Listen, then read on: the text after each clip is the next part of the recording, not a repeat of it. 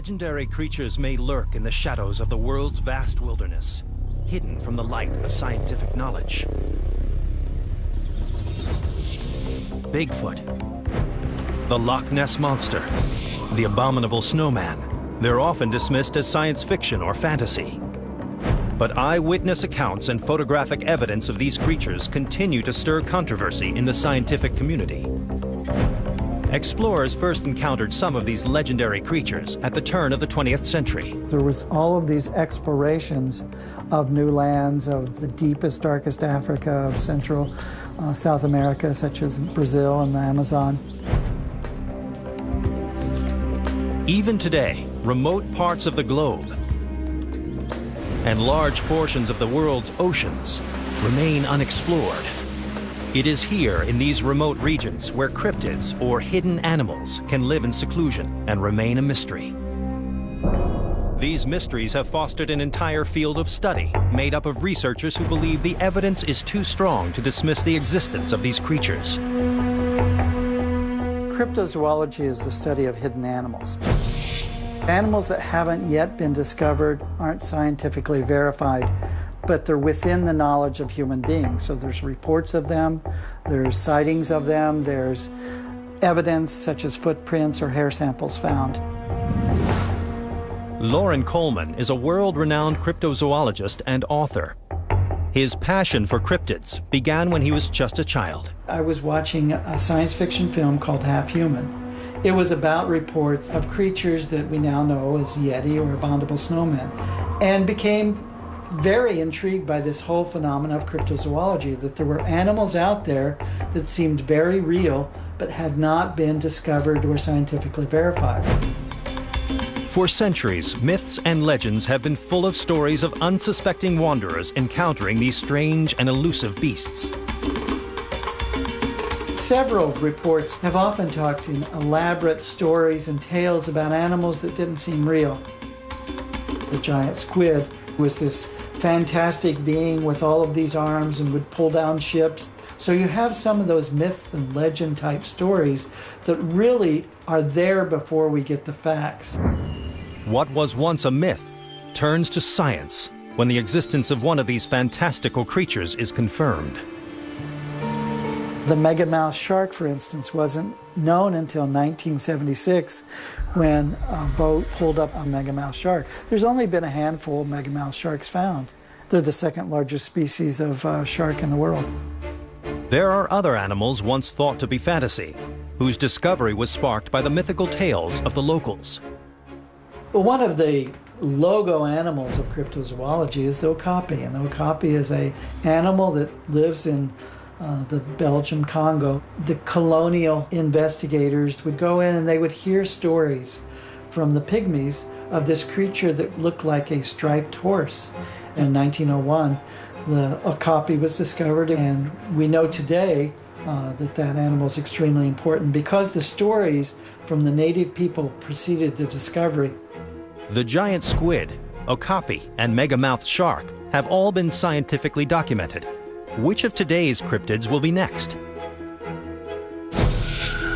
Legends of unidentified ape-like creatures have surfaced from Texas, Florida, and as far east as China. The skunk ape, or Florida swamp apes, are seen mainly in the southern United States. They're like little chimpanzees. The Yarans of China is a little bit more related to Bigfoot, perhaps, as a creature. Now, the abominable snowman, for instance, the Yeti, is a much different creature. It's much more anthropoid. It goes down on all fours. Cryptids are also rumored to inhabit the world's vast oceans and deepest lakes. There is no doubt at all, in my opinion, that there are some strange creatures in other lochs and lakes around the world. Loch Morar on the west coast of Scotland, near a place called Mallaig, there are stories of Morag, the Mora monster. A bit farther down, there's a loch called Loch Lochy, and there are stories of the kelpies of Loch Lochy. And then, of course, we have the Loch Ness Monster. There was a lady called Courtney Latimer looking at a fish in the East London docks in South Africa. It was a coelacanth. It was a fish that, in the fossil record, had been extinct since the end of the Cretaceous. And of course, that has provided encouragement to the cryptozoological community ever since. But cryptids are not limited to the ends of the earth and the depths of the oceans. They roam the skies as well. Legends of strange winged creatures go back for centuries. Native American peoples for over 350 years have seen giant birds. They have encapsulated this into their legends and folklore by talking about thunderbirds. Thunderbirds with great power, thunderbirds being the ones that make the thunder and lightning in the clouds. Recent reports of large flying beasts in New Jersey and West Virginia have residents wondering, are these cryptids fact or fiction? Local legend, native folklore, or fantastical creatures? The study of these hidden animals remains a largely misunderstood discipline. Cryptozoology is not a fringe science. It's very well based in zoology. It's the possibility of the unexpected find that keeps cryptozoologists like Coleman going. I think that one of the reasons that people are so fascinated by cryptozoology is that everybody likes mysteries, everybody likes having stories that have yet to be solved. Cryptozoology really combines ecology, natural history, conservation, mysteries, adventure, and this exciting fact that we don't know everything that we think we know. Coming up, from dense wilderness to deep lakes, join the hunt for two of the world's most famous cryptids. And later, the myth of the Jersey Devil lives on. All you could see is those piercing eyes. And I tell you, I was scared. Cryptozoologists say hiding in the Earth's most inaccessible places are species that have yet to be discovered. Whether it's lush jungles, dark oceans, or on the world's tallest mountain peaks, strange creatures have been reported in the most remote corners of the globe. But are these creatures real, or just the stuff of legends?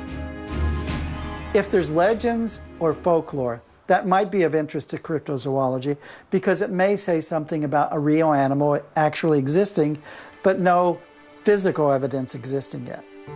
Cryptozoologists are always on the lookout for these elusive and mysterious creatures, hoping to make the discovery of a lifetime. But it's the eyewitness account that is the first step to establishing a cryptid's existence.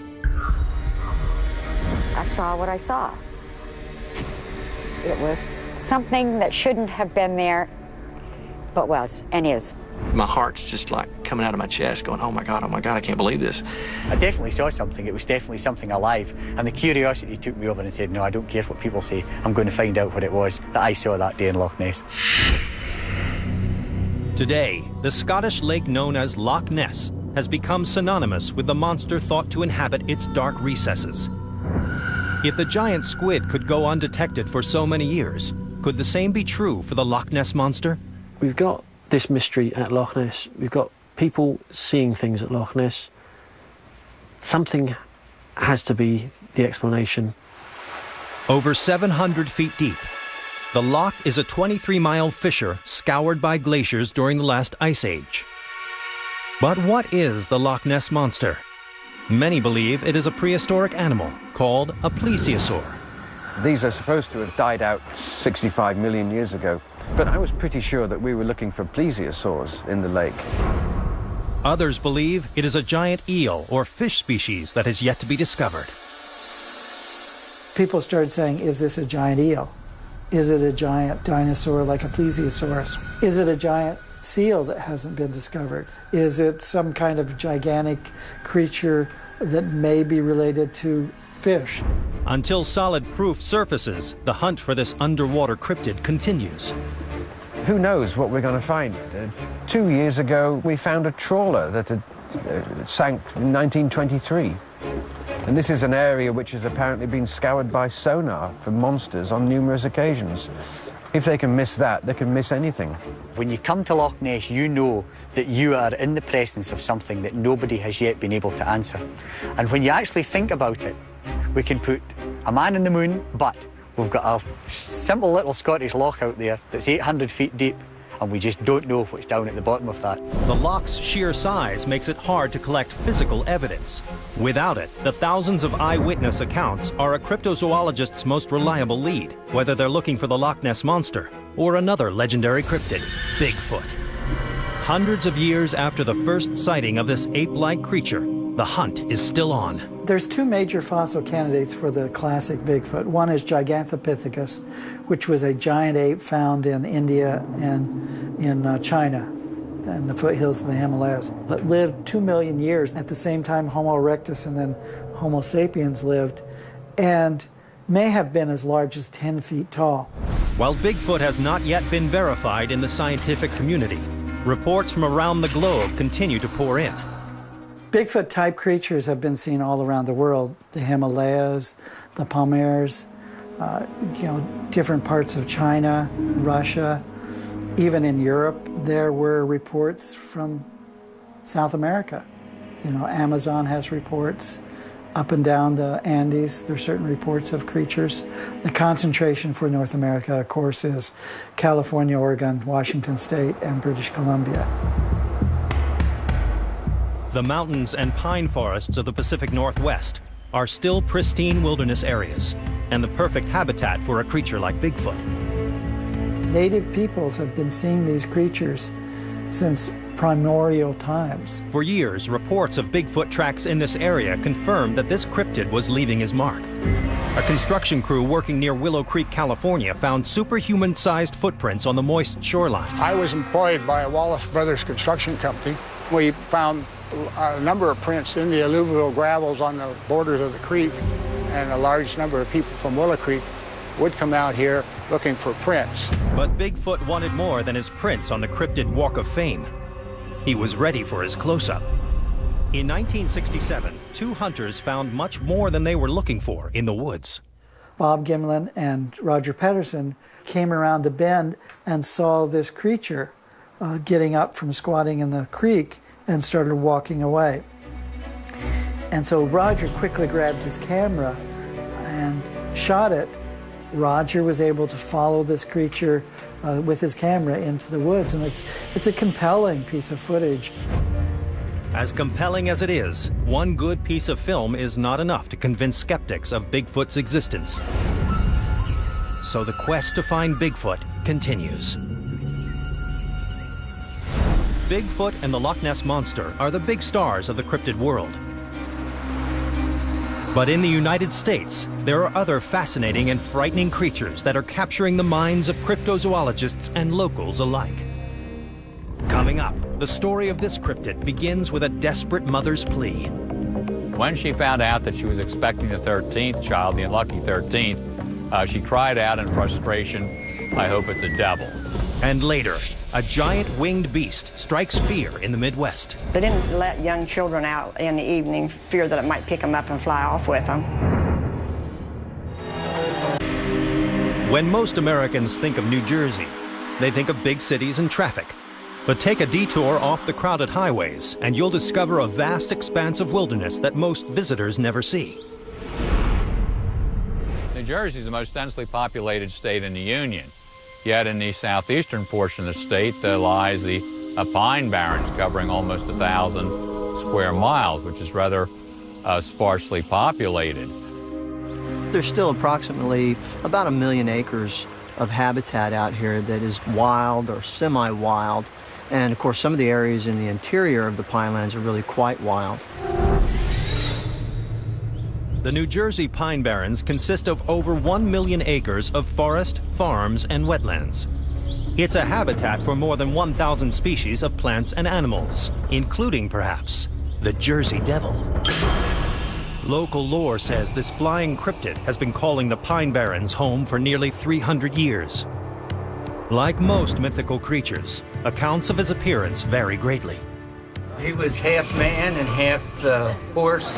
Like hooves and wings and like a reptile type body. He got razor sharp tail and wings, and like the front of his face is like a horse. A kangaroo-like body and eyes that glow in the dark and horns. The Jersey Devil has made the historic town of Smithville famous. But visitors may also discover that, devil aside, this quaint town is a great spot for a family getaway and is rich in colonial history. Smithville, the historic town, is a wonderful little town that actually, back in the 1700s, was an old stagecoach stop. Most of the buildings are historic. They go back to the late 1700s, early 1800s, and it's a step back in time. Smithville locals take great pride in conserving the rich history of their beloved town and the area's most famous denizen, the Jersey Devil. When Europeans first settled the rugged and hostile wilderness of the mid-Atlantic, they encountered unfamiliar and sometimes violent creatures. Because of their puritanical beliefs, they often assigned demonic qualities to the unfamiliar animals, assuming they were minions of the devil. These stories were passed down from generation to generation. But some say stories of the Jersey Devil were being told even before European settlers arrived here. The Native Americans who lived in this area were already talking about some kind of a strange creature that lived out in the Pine Barrens. And some people say that they even avoided this area. They lived along the coast and they lived in the Delaware Valley, but they didn't really penetrate into the Pine Barrens a whole lot. Apparently, they believed that this thing was some kind of a spirit being. The Native Americans even held a sacred ceremony honoring a creature they called Masing, or protector of the forest animals. During the ceremony, tribe members would wear a very distinctive costume. The costume consisted of a dark cloak, and the mask had great big eyes and horns coming out, and a long tail, and some kind of structures to look like wings. Masing may have been the very first manifestation of this flying cryptid. But the most popular rendition of the Jersey Devil story begins in 1735 in a cramped cabin where a woman named Mother Leeds was raising her 12 children. Mother Leeds lived in a small cabin in the pines. She was overwhelmed by taking care of 12 children. And when she found out that she was expecting the 13th child, the unlucky 13th, she cried out in frustration, "I hope it's a devil." On the night when old Mother Leeds was going to give birth to her 13th child, everyone seems to agree on this fact. There was a terrible, terrible thunderstorm outside. On a dark and particularly stormy night, Mother Leeds is said to have delivered her child. But was it a boy or a beast? When he came out, he was a devil, supposedly with wings and hoof feet. Horrified by what she may have done, Mother Leeds wished she could take back the curse she placed on her youngest child. But it was too late. Some of the versions indicate that after the Jersey Devil was born, he actually ate up all of Mother Leeds' other children. Oral historian Russell Julig passes down the local tales of the Jersey Devil to eager listeners. And he started flying all around in the room and scaring everybody. And finally, he flew out the window, or perhaps up the chimney, and went out to live in the swamps and marshes of the Pine Barrens. And some say it's still here. The legend of the Jersey Devil inspires fear and keeps most people out of the ominous Pine Barrens. Even Harry Leeds, an area local who may be a descendant of the notorious Mother Leeds. Even myself being a member of the Leeds family and related to the Jersey Devil, I'd never venture into the Pine Barrens by myself at nighttime. Harry believes he has seen the Jersey Devil in person almost 300 years after his wretched birth. As I approached the dam here, he was right down here in the bottom of this river. And when you encounter the devil, all you could see is those piercing eyes. And I tell you, I was scared and I took off. I'm sure that it was the devil. Harry Leeds is not the only one to have a personal encounter with the Jersey Devil. Hundreds of sightings have been reported here for nearly 3 centuries. Lots and lots of people have reported hearing or seeing a bizarre creature out here that nobody can explain.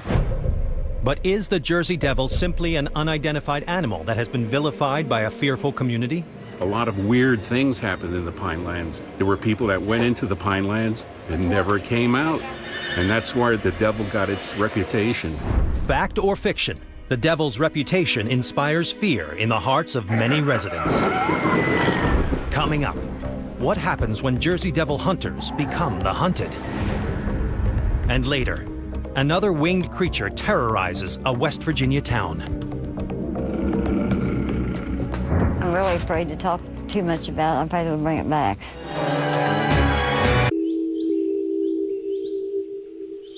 For centuries, the Pine Barrens of New Jersey have been the fabled home of a cryptid known as the Jersey Devil. Sightings of the devil have come in terrifying waves, gripping local communities with fear.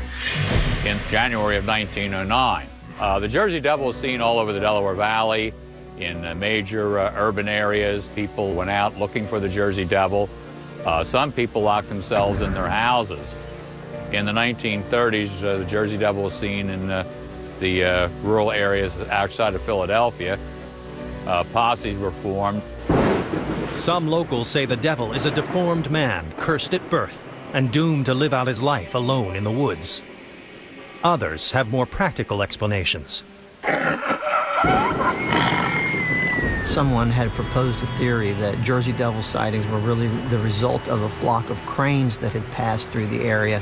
And, you know, a lot of people point to the fact that this is an area where the eastern cougar was known to live. And so when you hear that loud shriek or whatever, you might be hearing a cougar or perhaps a bobcat or some other animal. Some sightings can be explained, but the ones that can't keep the mystery of the devil alive. The only way to resolve this mystery is to track the devil down. And tonight, local storyteller Russell Julig intends to do just that on his Jersey Devil hunt. The Jersey Devil hunt is a long-standing tradition in South Jersey. And a lot of times it's done informally, where, you know, people will just go out in the woods just for a little spooky adventure. People come, play music, roast hot dogs, marshmallows. I retell the legend of the Jersey Devil, and then we just go off down the little trails in the dark to see if we can be lucky enough to see this thing. The lighthearted mood turns tense as the hunters prepare for the journey ahead. Listen to me carefully, because it's important that you pay attention to what you see and hear. What I want you to do, for instance, is be looking up into the tops of the trees for any strange shapes or forms that you might see, or any strange movements, and see if there's like a pair of yellowish, greenish spots of light. That would be his eyes, okay? If we do see the Jersey Devil, all we're gonna do is hold still and watch him to see what he does. Oh, we were gone. That's people's footprints there, right? No, but it was like big footprints, like a bat. See? Oh, yeah, I see what you mean. The legend of the Jersey Devil has become woven into the fabric of the New Jersey Pine Barrens. Nighttime devil hunts and campfire stories help keep the mystery alive. But the devil wasn't always a creature to be feared. In the native legend of Masing, the Jersey Devil was thought to be a protector of the Pine Barrens. From 1735 to 1909, the Jersey Devil was known as the Leeds Devil. The legend, as it was handed down to me for the last 70 years, was by my family. The legend was really that the devil was sort of a kind person. He looked out for the interests of the area. He liked this area, and he liked the Pinelands. While the Jersey Devil sighting may be a good omen, a personal encounter is still a terrifying experience. Soon after Fran Coppola bought the Smithville Inn, she met the Jersey Devil himself. The night I saw the Jersey Devil was really eerie. You have to remember it was January, it was cold, it was dusk, it was starting to get dark, and I had to empty the trash. It was right on this wall. I was emptying the trash right over here, and I felt a presence. Like, ooh, it just gives me shivers when I think about it. So I turned around and I saw it was right on this wall, right here, these huge, kind of looked like a wingspan. I didn't see a face. I didn't see a face. I saw a figure, a shadow, a presence. Terrified, Fran turned and ran away, but her fear soon gave way to a feeling of calm. For some reason, I felt peace. I wasn't so afraid. I just felt it was the Jersey Devil coming to protect. We may never know the true nature of the Jersey Devil. It could be an elusive animal like the legendary Thunderbird, or a mutated human damned at birth, a protector of the forests, or just a really good campfire story. But the Jersey Devil isn't the only winged creature that has captured the imagination of travelers, locals, and cryptozoologists alike. Next, we'll travel to the remote hills of West Virginia, where another creepy creature hovers over a small town. When it flapped its wings, the wings hit each side of the car, and it scratched the paint off the car. And later, find out what's been keeping the citizens of Point Pleasant from going out at night. Everybody was on edge here in Point Pleasant. Miles and miles of cars would be seen every night in TNT area, basically a witch hunt.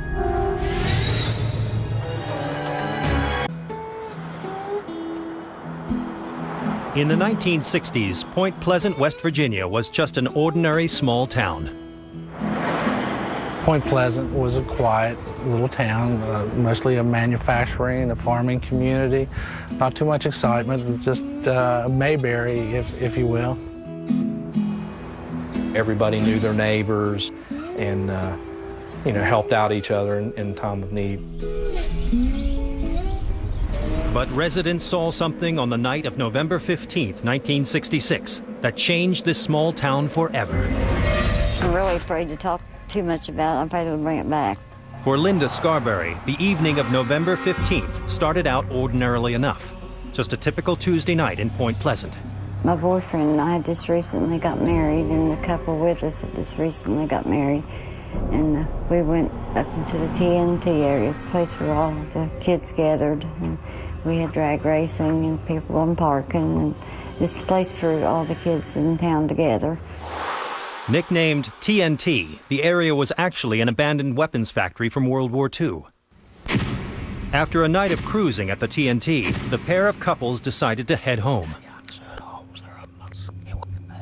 And about 11:30 that night, we started home and come around the road by the powerhouse. And when we went over a little knoll where the lights shone on the powerhouse, and this thing was standing there. What the couple saw was no ordinary animal. It was over 7 foot tall, had the body of a man, and the great big wings that come down over like that and drug the ground. And you couldn't take your eyes off of its eyes long enough to see the face. The eyes was real red, a different color red than I've ever seen. The eyes just kind of hypnotized you. Paralyzed by fear, they waited for their chance to flee. We took off pretty fast to the main highway and got to Route 62 and started towards town. But further down the road, they encountered the creature again. It had beat us to this curve right down below a TNT area. It was sitting up on a billboard. When our lights shined on it, it stayed long enough for us to see it. It spread its wings a little bit, went up in the air, and then started flying down the road over top of the car.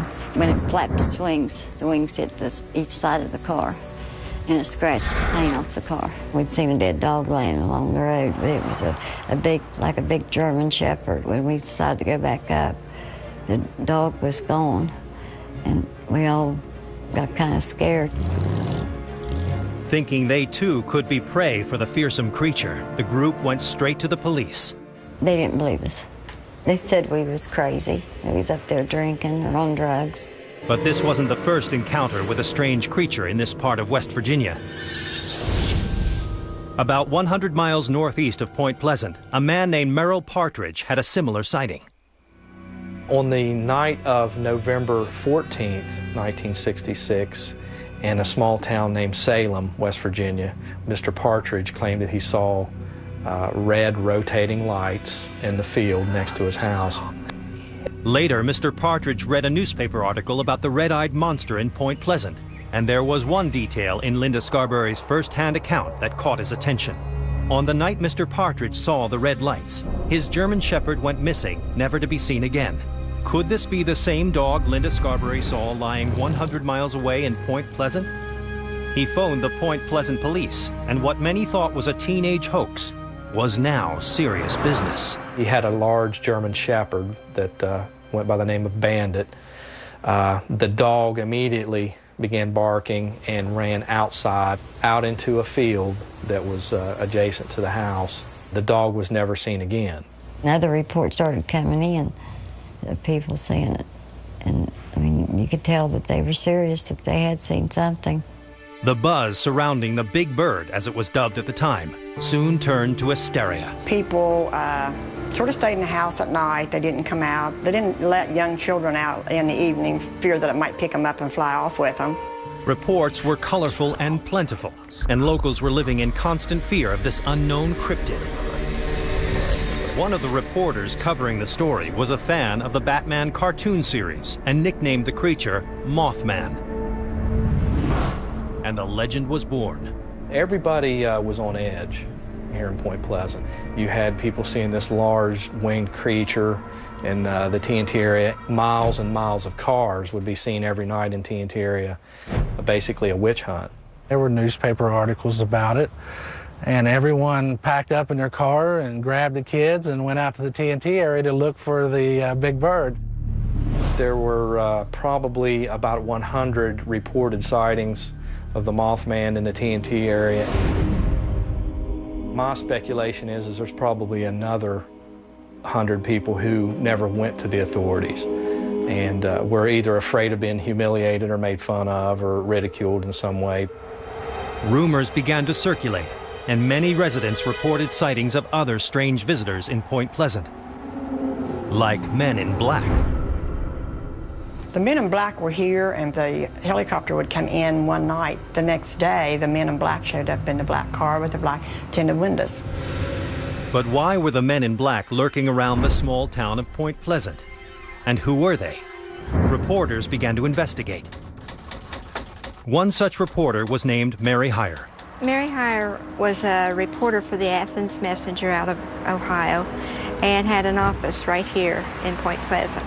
She was abreast of all the daily events that happened here and kept everybody informed. But Mary may have known too much.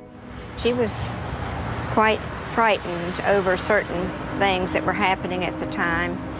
The men in black especially, these were people that would frequent this office and try to get her not to report on the happenings around here.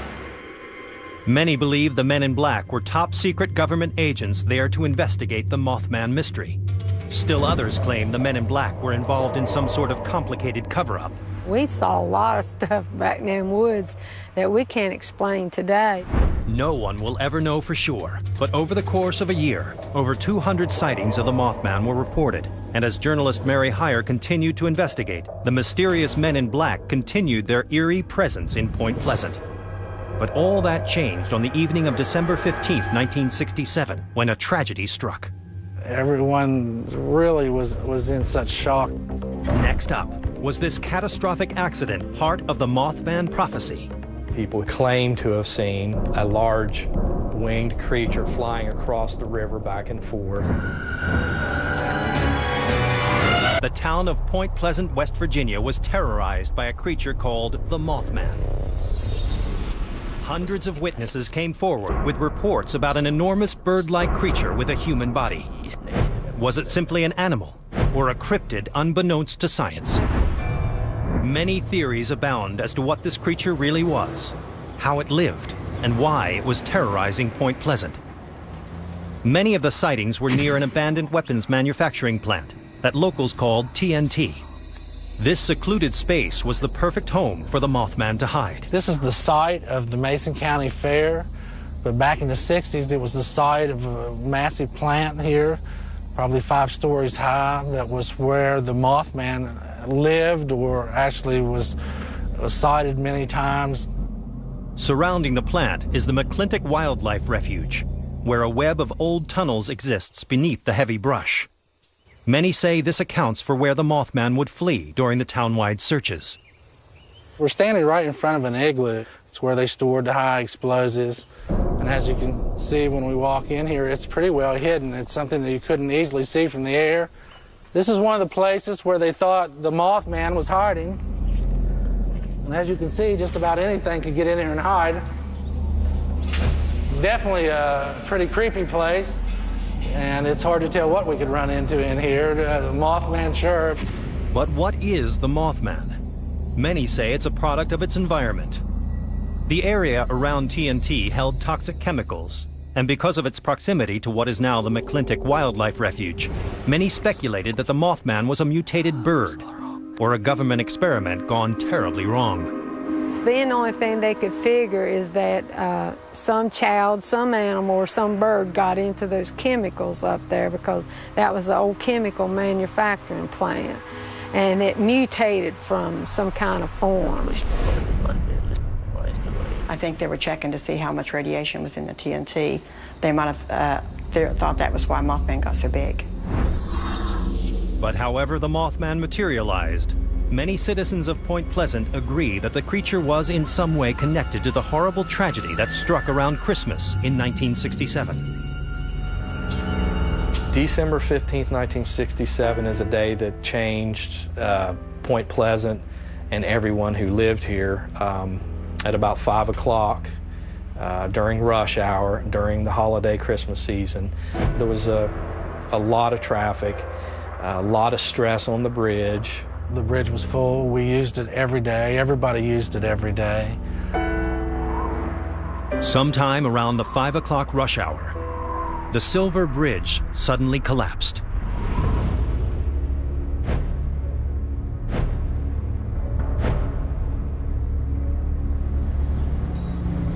"46 people lost their lives." Naturally, since the Silver Bridge collapsed during the Mothman activity, some people felt that there was a direct connection. I have actually interviewed people who claim to have seen a large winged creature flying across the river back and forth before the collapse. The shocking event affected everyone in Point Pleasant. A little girl in my 3rd grade class went down on the bridge. There was an empty seat in front of me for the rest of the year. That was a very vivid memory of mine. Over the following days and weeks, as the town of Point Pleasant grieved over the tragedy, Mothman sightings diminished, but the creature's legacy lingered. One of the things that people really remember about Mothman is that it's really connected with the collapse of the Silver Bridge. That collapse happened on December 15th, 1967. And the first sighting of Mothman is tied to November 15th, 1966, 13 months previously. Cryptozoologist Lauren Coleman believes, like the Banshee legend, the appearance of the Mothman is meant to warn of grave danger. So a lot of the Mothman stories really can be connected to some kind of curse. Specifically, one line of research that I've done is what's called the death curse, or the Mothman death list. 84 people connected with Mothman, with the sightings, with the movies, have died because of their association with Mothman. In 2002, a movie based loosely on the Mothman legend came out, and according to Lauren Coleman, the curse continued. I just kept seeing something sinister to this. To this day, the Mothman phenomenon remains a mystery. For some, this cryptid is nothing more than a myth. For others, Mothman is as alive today as he was in the mid-60s. Mothman never left Point Pleasant. I've talked to people as recently as 6 months ago that told me about sightings around there. For those who've come face to face with a cryptid creature, the experience can be life-altering. Well, it's completely changed my life. I'm a nervous wreck. I don't like to look outside windows after dark. I won't go past windows if I don't have to. I know what I saw, and I know what it looked like. I wish we'd never seen it. I wish we had been somebody else, because I do think it will come back sooner or later. Could Mothman, the Jersey Devil, Bigfoot, and the Loch Ness Monster be very real creatures lurking in the shadows until they are discovered by science? Or are they the stuff of legends, woven deep into the fabric of each community and beyond? As long as there are eyewitness accounts of cryptids, enthusiasts will continue to tell their tales, and cryptozoologists will continue their pursuit for the truth. Here we have a legitimate scientific study of animals that are unknown, of animals that might yet be discovered. From the Northern California forests to the depths of a Scottish loch, from the Pine Barrens of New Jersey to Point Pleasant, West Virginia, cryptozoologists search the globe hoping to get to the bottom of these cryptid sightings. And as the scientific community has learned from the shocking discoveries of the giant squid and okapi, these myths and legends may one day become reality. Until then, townspeople living on the fringes of the wild will just have to continue to lock their doors.